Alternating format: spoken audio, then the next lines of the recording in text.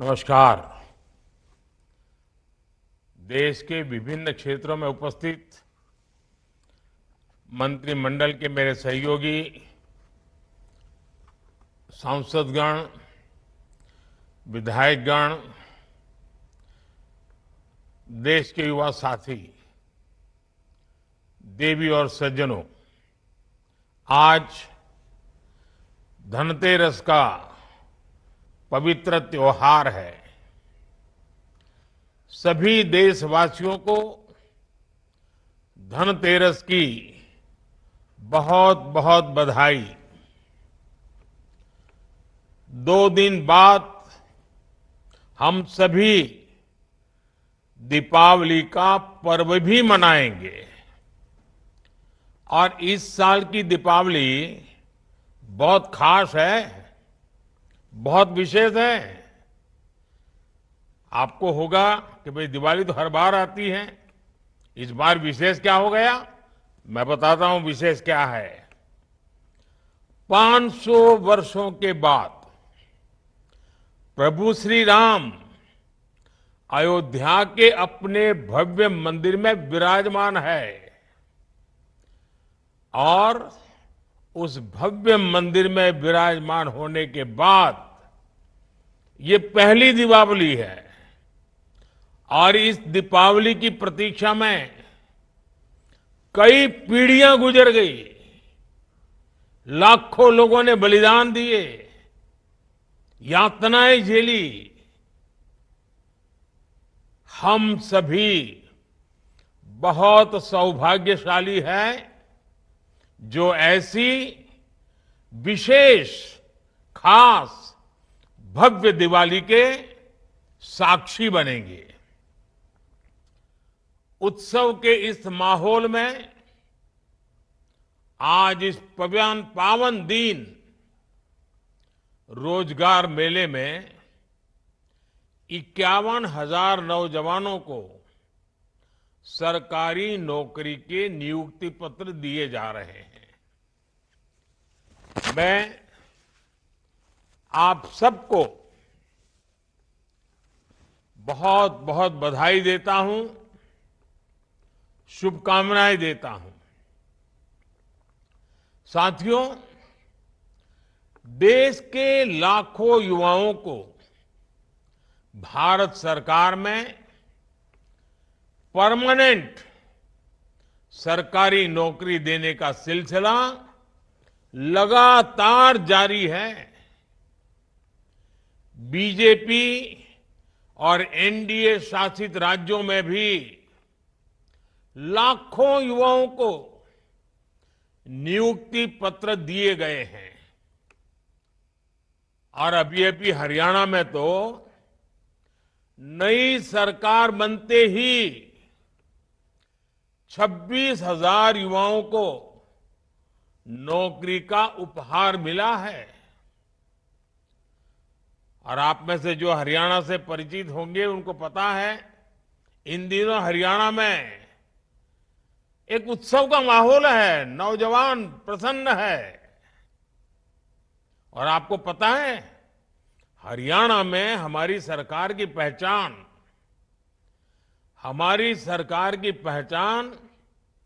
विशेष पहचान है। वहां की सरकार की पहचान है, वो नौकरी देती तो है लेकिन बिना खर्ची, बिना पर्ची वहां नौकरी देती है। मैं आज हरियाणा सरकार में नियुक्ति पत्र पाने वाले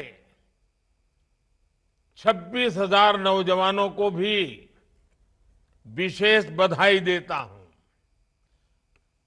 हरियाणा में 26,000 और आज इस कार्यक्रम में 51,000।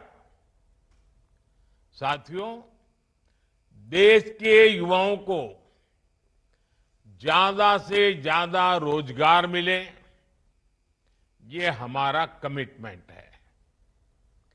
सरकार की नीतियां और निर्णयों का भी रोजगार सृजन पर सीधा प्रभाव होता है। आज expressway, highway, road,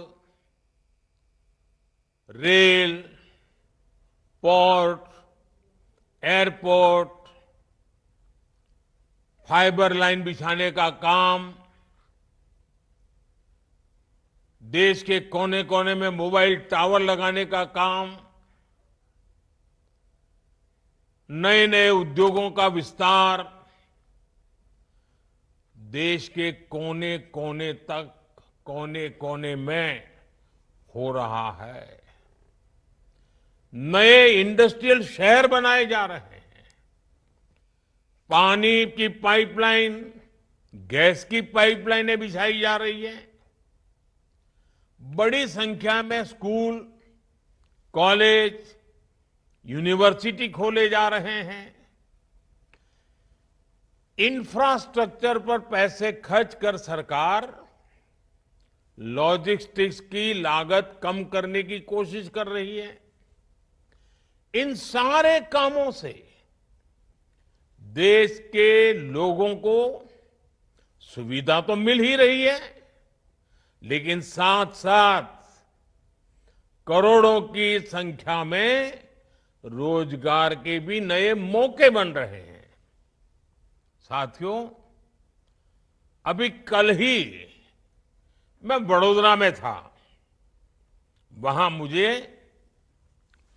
defence sector के लिए एयरक्राफ्ट बनाने वाली फैक्ट्री का उद्घाटन करने का अवसर मिला। इस फैक्ट्री में हजारों लोगों को प्रत्यक्ष रूप से रोजगार मिलेगा, लेकिन नौकरी के जितने अवसर तैयार होंगे, उससे कहीं ज्यादा एयरक्राफ्ट के लिए जो स्पेयर पार्ट चाहिए, वो स्पेयर पार्ट बनाने के लिए बहुत सारे छोटे छोटे छोटे कारखानों की जाल जरूर बनेगी। बहुत सारे छोटे छोटे कारखानों से उसको बना करके सप्लाई किया जाएगा। ये पार्ट्स देश के कोने कोने में हमारे जो एमएसएमई है ना, वो बनाएंगे। नए एमएसएमई आएंगे। एक एयरक्राफ्ट में 15 से 25 हजार तक छोटे बड़े पुर्जे होते हैं, पार्ट्स होते हैं। यानी एक एक फैक्ट्री की डिमांड पूरी करने के लिए देश भर की हजारों छोटी बड़ी फैक्ट्रियां सक्रिय रहेगी। आप सोच सकते हैं कि इससे हमारी एमएसएमई इंडस्ट्री को कितना फायदा होगा, उनमें रोजगार के कितने मौके बनेंगे। साथियों, आज जब हम कोई योजना लॉन्च करते हैं तो हमारा फोकस सिर्फ लोगों को मिलने वाले लाभ पर ही होता है, ऐसा नहीं है। हम बहुत बड़े दायरे में सोचते हैं, बल्कि हम उसके माध्यम से रोजगार सृजन का पूरा इकोसिस्टम भी डेवलप करते हैं। जैसे पीएम सूर्यघर मुफ्त बिजली योजना। अब यूं तो लगता है कि अब लोगों को मुफ्त बिजली मिले, इसके लिए योजना आई है, लेकिन उसकी बारीकी में जाएंगे तो क्या दिखेगा। अब देखिए, पिछले 6 महीने में 1.25 करोड़ 1.5 करोड़ करीब करीब लोगों ने, ग्राहकों ने इस योजना के लिए अपना रजिस्ट्रेशन कराया है। 9,000 से ज्यादा वेंडर्स योजना के साथ जुड़ चुके हैं, जो ये फिटिंग का काम करेंगे। 5 लाख से ज्यादा घरों में सोलर पैनल लगाए जा चुके हैं। आने वाले दिनों में इस योजना के तहत एक मॉडल के रूप में देश के अलग अलग कोने में 800 सोलर विलेज बनाने की तैयारी है। अब तक 30,000 लोगों ने रूफटॉप पर सोलर इंस्टॉलेशन की ट्रेनिंग ली है। यानी इस एक योजना ने मैन्युफैक्चरर्स, वेंडर्स, असेंबलर्स और रिपेयरर्स के लिए रोजगार के लाखों नए अवसर तैयार कर दिए हैं। पीएम सूर्यघर मुफ्त बिजली योजना से देश में रोजगार के लाखों नए अवसर बनने जा रहे हैं। साथियों, मैं एक और उदाहरण देता हूं आपको, और मैं आज छोटे छोटे गांव से जुड़े उदाहरण दे रहा हूं आपको। अब खादी की चर्चा तो हमारे देश में आजादी के समय से हो रही है, लेकिन आज खादी ग्रामोद्योग क्या कमाल कर रहा है। पिछले 10 वर्षों में हमारी सरकार की नीतियों ने खादी ग्रामोद्योग इसकी पूरी तस्वीर ही बदल दी है। और तस्वीर ही बदली ऐसा नहीं है, गांव के इस काम से जुड़े लोगों की तकदीर भी बदल दी है। आज 1 साल में खादी ग्रामोद्योग 1.5 लाख करोड़ रुपए से ज्यादा का कारोबार कर रहा है। अगर 10 साल पहले की स्थिति से तुलना करें, जैसे अभी डॉक्टर जितेंद्र सिंह जी सरकारी नौकरी के पुराने और नई सरकार के आंकड़े दे रहे थे, कितने चौंकाने वाले थे आप देखिए। मैं यहां एक और बात बता रहा हूं, अगर हम यूपीए की और एनडीए की सरकार की तुलना करें खादी के संबंध में, तो आज खादी की बिक्री यूपीए की सरकार से 400% तक ज्यादा बढ़ गई है।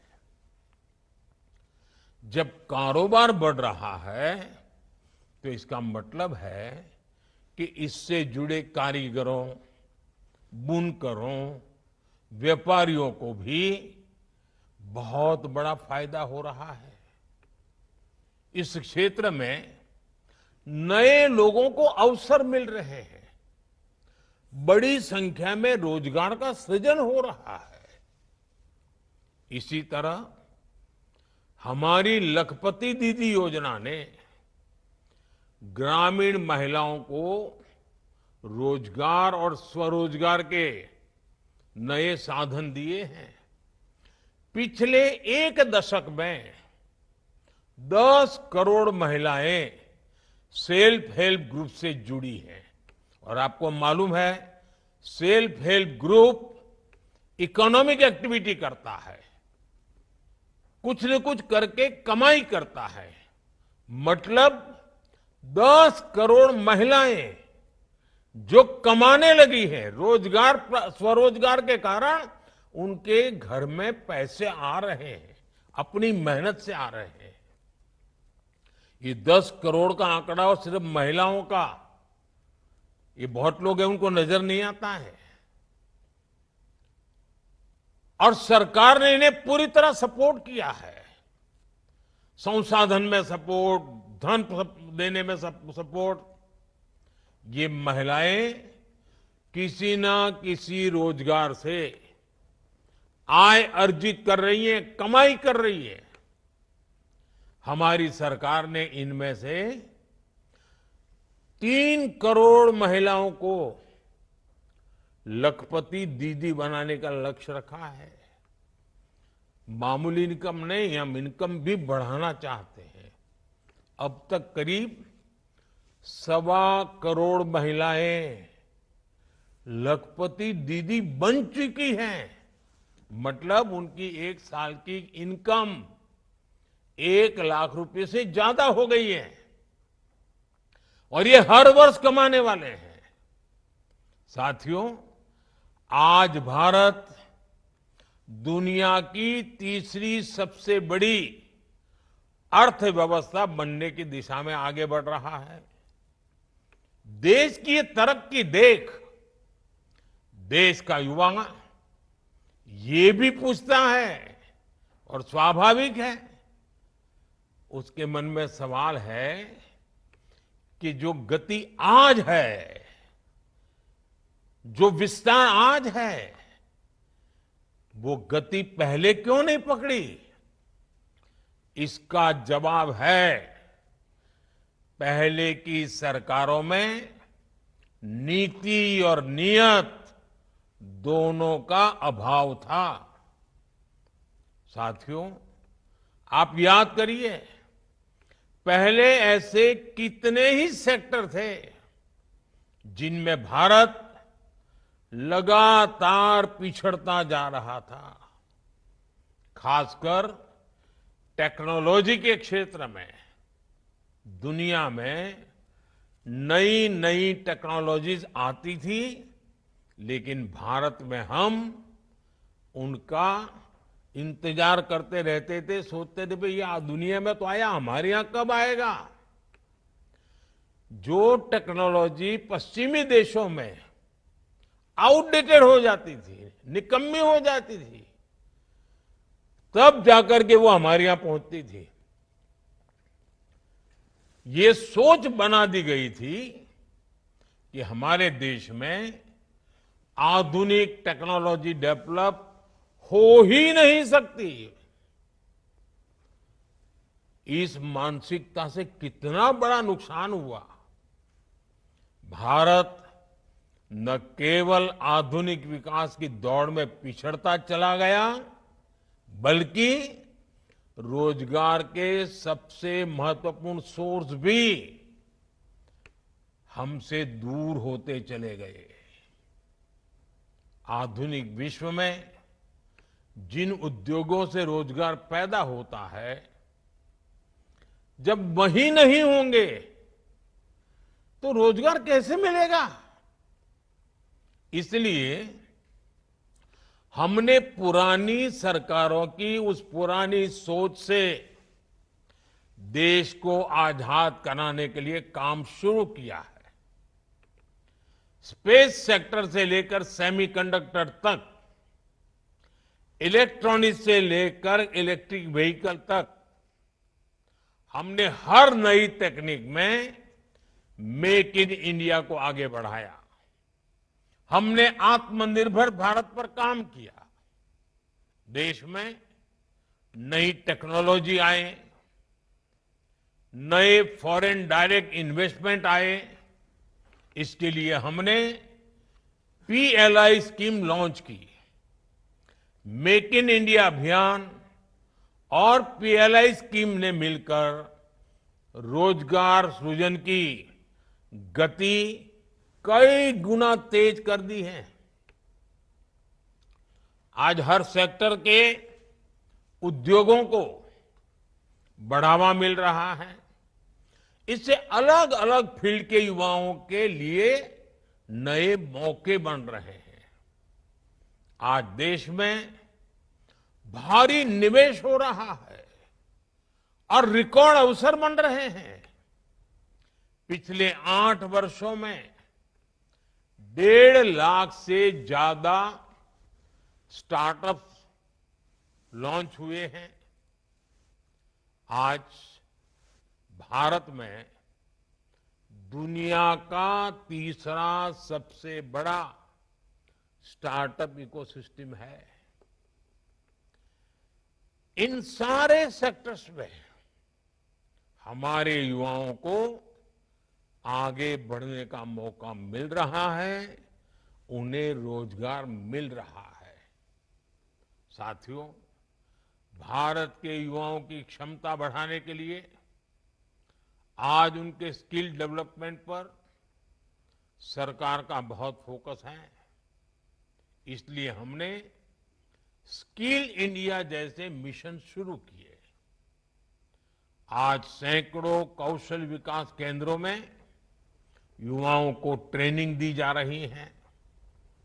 हमारे युवाओं को एक्सपीरियंस और अपॉर्चुनिटी के लिए भटकना न पड़े, हमने इसकी भी व्यवस्था की है।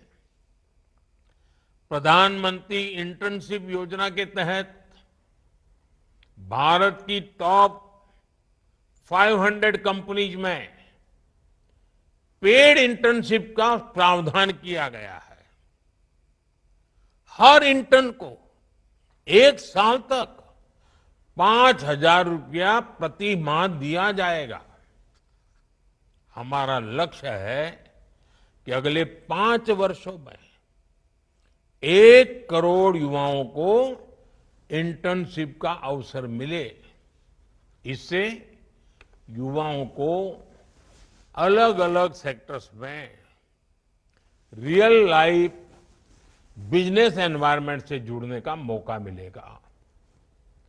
उनका ये अनुभव उनके कैरियर के लिए बहुत लाभकारी होगा। साथियों, विदेशों में भी भारतीय युवाओं को आसानी से नौकरी मिले, इसके लिए भी भारत सरकार नए मौके बना रही है।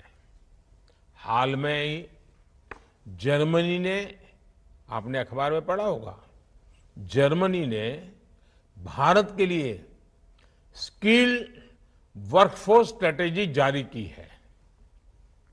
जर्मनी ने स्किल्ड भारतीय युवाओं को, जिनके पास हुनर है, ऐसे भारतीय युवाओं को हर वर्ष, पहले कभी 20,000 लोगों को वीजा मिलता था, इन्होंने ऐसे नौजवानों के लिए हर वर्ष 90,000 वीजा देने का तय किया है।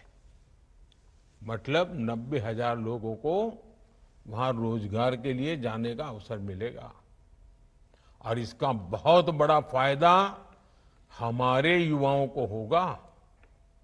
भारत ने हाल के वर्षों में 21 देशों के साथ माइग्रेशन और रोजगार से जुड़े समझौते किए हैं।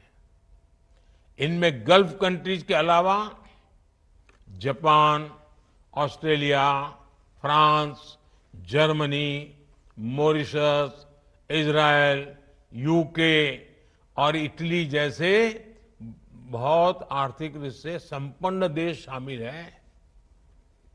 यूके में काम करने, पढ़ाई करने हर साल 3,000 भारतीय 2 साल का वीजा हासिल कर सकते हैं।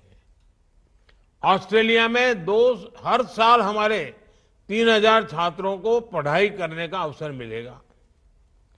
भारत का टैलेंट भारत की प्रगति ही नहीं, बल्कि विश्व की प्रगति में भी बढ़ चढ़ करके उसका हिस्सा बढ़ता जा रहा है और हम इस दिशा में आगे बढ़ रहे हैं। साथियों, आज सरकार की भूमिका एक ऐसा आधुनिक सिस्टम तैयार करने की है जहां हर युवा को अवसर मिले और वो अपनी एस्पिरेशंस को पूरा कर सके।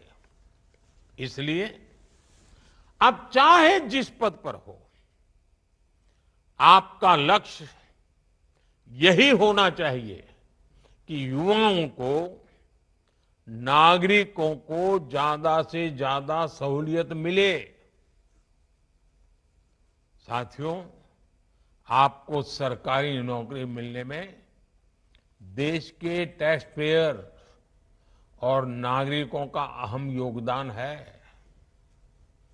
हम अपने नागरिकों की वजह से हैं, हम जो कुछ भी हैं देश के नागरिकों के कारण है। हमें जो अवसर मिल रहे हैं उनके कारण मिल रहे हैं। और नागरिकों की सेवा के लिए ही हमें ये नियुक्ति मिली है।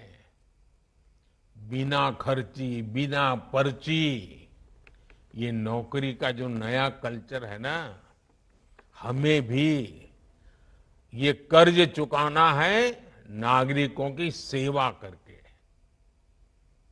उनके जीवन की मुसीबतें कम करके। और हम किसी भी पोस्ट पर क्यों ना हो, हमारा दायित्व कोई भी क्यों ना हो, चाहे पोस्टमैन पद का पद हो या प्रोफेसर का।